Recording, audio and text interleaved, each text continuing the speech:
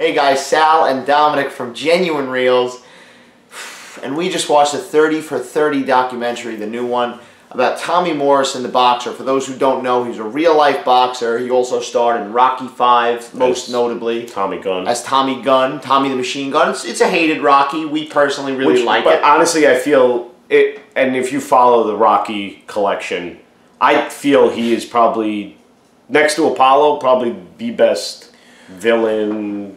Well, I'll tell you what. I mean, you got Drago, you got Mr. T, Clubber Lang. I think Tommy Morrison does a hell of a good job, especially that he was a boxer. Because then you have that Mason the Line Dixon in 6. I hate Mason. And he was shit. He's fucking complete dog shit. No, Tommy Morrison, he's enjoyable because you like him as much as you hate him. Right. In the end. We could do a whole thing about Rocky V next time, but we'll talk about we got other things Tommy Morrison now. You could go see a horror movie in the theaters with it.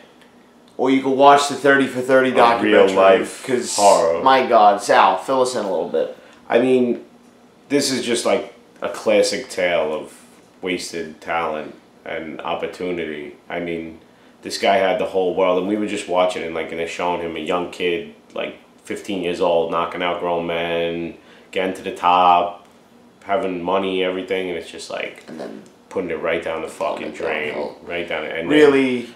I mean, you know what though, and I'm glad we watched it because I was saying to my brother when we were watching it, I'm like, you know, the way you remember we were young, we were kids when this happened, and you're like, oh, you just remember, oh, he was on top, and it was like, oh, okay, he was going to be the champion, he was going to be this, and he got AIDS and he fucked it up. But no, there was more to that. Like, he fucked up his life before there was AIDS. Yeah, he was out of control. Control. You know, they said they couldn't find him for 3 days, he'd be partying, he would lie to everybody. He was married to 2 girls at once.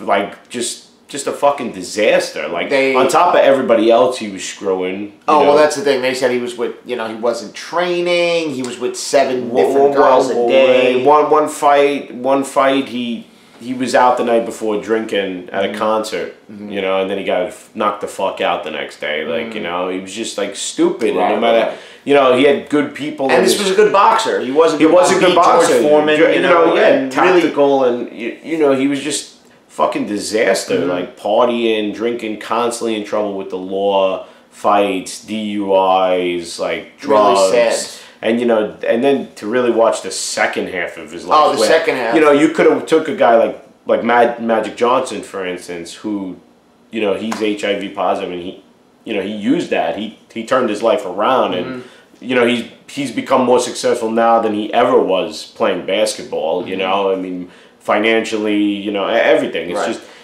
Tommy Morrison just fucking went right in the spiraled out of you know, prison. Right. And I didn't think they were going to get to some of the stuff that they got to. Because we knew some stuff beforehand that we caught some videos on YouTube through the pit. And, like, they got dark. I mean, they showed some pictures of him, like, in the end. And you're looking at him and, like, you're fucking depressed. It's bad. It really is, like, you know, we joke around with the horror movie thing, but it really is, like, it just shows, like, the choices you make and the consequences, and this guy, oh my God. And, you know, anybody could say, you could just say you're stupid, we could sit here and bash him too, but at the end of the day, he was 21 years old, you're on top of the world, you know, what would you do? You'd be banging girls and, you know, getting drunk and fighting too, you know, and winning, you know, like, you're the man, you're 21 years old, you don't know, you know, anybody could sit around being 40 and say, oh, well, you shouldn't have did it. You know, after you get AIDS, you're like, oh, you shouldn't have slept with all those girls, but, you know. Such a, like, to start up here, to be in movies, to be in boxing, everything going for you, and then,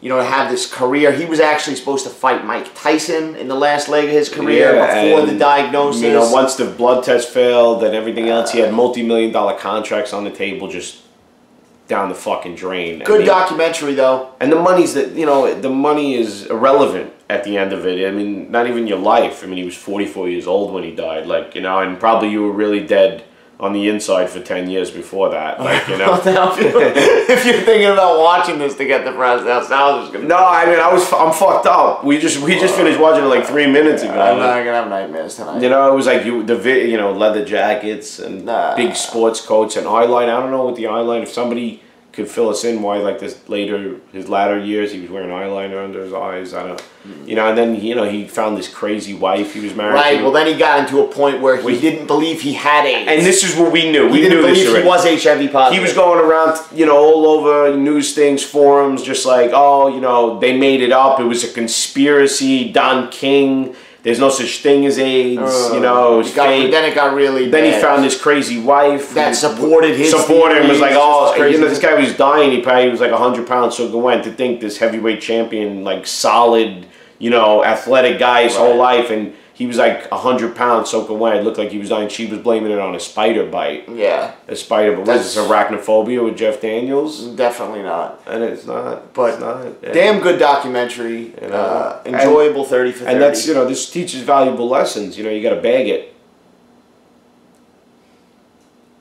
Got to bag it. Enjoyable 30 for 30 documentary. Yes. Really filled you in on a lot of dots. If you're interested in Tommy Morrison, it's on demand right now on ESPN. I think it's premiering September 27th, so definitely check it out. Yeah. Good documentary. Any final thoughts about? Yeah, well, there was a part in this what his brother was saying. Okay. He was injecting himself in his penis. Okay. And then would have sex with girls like 10 minutes later, stamina thing. Okay. So, and his brother feels that was probably a main reason. Well, I brought this up with you too. This guy, like, he got himself really fucked up. You don't know what he really got the AIDS from. He was also a steroid user, which I didn't know that until I watched the documentary, which I filmed. But he was a steroid user, so he was obviously taking needles. So this could have been from anything besides sleeping with the girls, and that's really the hardest thing. You never could really pinpoint where you got it. And he even says himself when they're showing old footage, he's like, "Does it really matter where you got it from?" At this point, it doesn't. And just shows you, life choices and consequences for your actions and reactions to your actions, day and by day. We'll give a rest in peace to Tommy Morrison. We'll give a I want you dreaming, man. I want you dreaming, man. God damn it, man. I want to get out. God damn it! Everybody's calling me Balboa's puppet. I want to get out of the shadow, man. Oh damn. That's my Tommy Gunn. You hungry? Well, first guy I've knocked out. I mean, we have found him, Rocco. Let's do it. All right. I think that's enough Rocky 5 quotes, guys. Thanks for watching. Check out the documentary. See you later.